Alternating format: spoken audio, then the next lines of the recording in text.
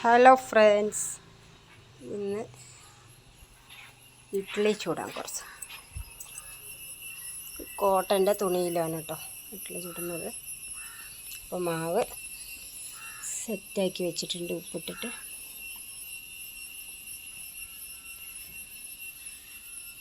Cotton തുണി ഒന്ന് നനച്ച് കൊടുക്കണം കേട്ടോ, അല്ലെങ്കിൽ അതിൽ ഒട്ടിപ്പിടിക്കും.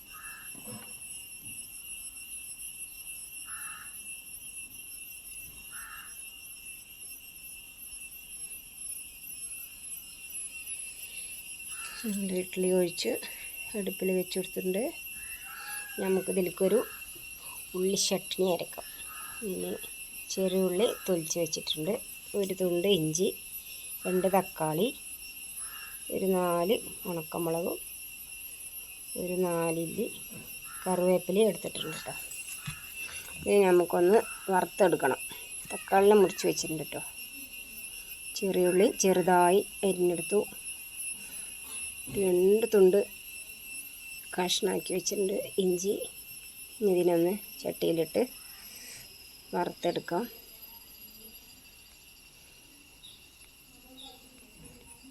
കുറച്ച് വെളിച്ചെണ്ണ ഒഴിച്ച് കൊടുക്കണം കേട്ടോ.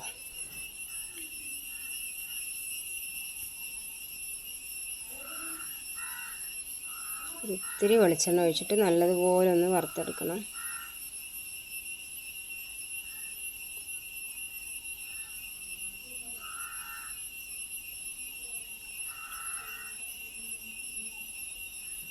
വറുത്ത് മാറ്റി വെച്ചിട്ടുണ്ട്. ഇനി ഇത്തിരി കല്ലുപ്പിട്ട് കൊടുക്കുക അതിൽ കേട്ടോ. അപ്പോൾ അരക്കുമ്പോൾ നമുക്കൊരു ഗ്രിപ്പ് കിട്ടും. നമ്മുടെ അമ്മിയിലാണ് അരക്കാൻ പോകുന്നത് കേട്ടോ, അതുകൊണ്ടാണ് കല്ലുപ്പിട്ട് കൊടുത്ത്. കല്ലുപ്പുണ്ടെങ്കിൽ പെട്ടെന്ന് അരച്ചെടുക്കാൻ നമുക്ക് നല്ല ടേസ്റ്റ് ആയിരിക്കും കേട്ടോ, നമ്മുടെ അമ്മിയിൽ അരച്ച് ചമ്മന്തി കഴിക്കാൻ.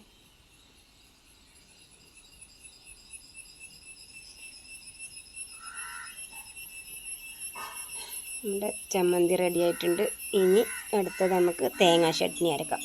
ഇനി കുറച്ച് തേങ്ങ, പൊട്ടുകടല, ഇഞ്ചി, ഒരു പച്ചമുളക്, പിന്നെ അത് അരച്ചെടുക്കണം. അപ്പോഴത്തേന് നമ്മുടെ ഇഡ്ഡലി റെഡി ആയിട്ടുണ്ട്.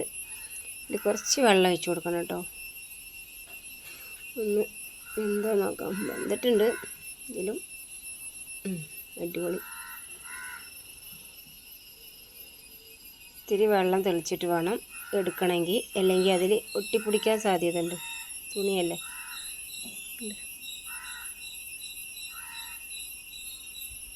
അടിപൊളിയായിട്ട് നല്ല സ്മൂത്ത് ഉണ്ട് കേട്ടോ ഇഡ്ഡലി. നല്ല ഒട്ടിപ്പിടിച്ചു. അപ്പോൾ ഒത്തിരി വെള്ളം കൂടി ഒഴിക്കുക. അടുത്തത് നോക്കാം. തുണിയിലാകുമ്പോൾ ഇതുപോലെ ഒട്ടിപ്പിടിക്കാൻ സാധ്യതയുണ്ട് കേട്ടോ, എങ്കിലും കുഴപ്പമില്ല. അപ്പോൾ നമ്മുടെ ചട്നി ഇവിടെ റെഡി ആയിട്ടുണ്ട്. ഇഡ്ഡലിയും ചട്നിയും ചമ്മന്തിയും ഒരു ഗ്ലാസ് ചായ. അടിപൊളിയാണ്. അപ്പോൾ ഇഷ്ടമായ ലൈക്ക് ചെയ്യുക, സപ്പോർട്ട് ചെയ്യുക. അടുത്ത വീഡിയോ വരുന്നത് വരെ ബായ്.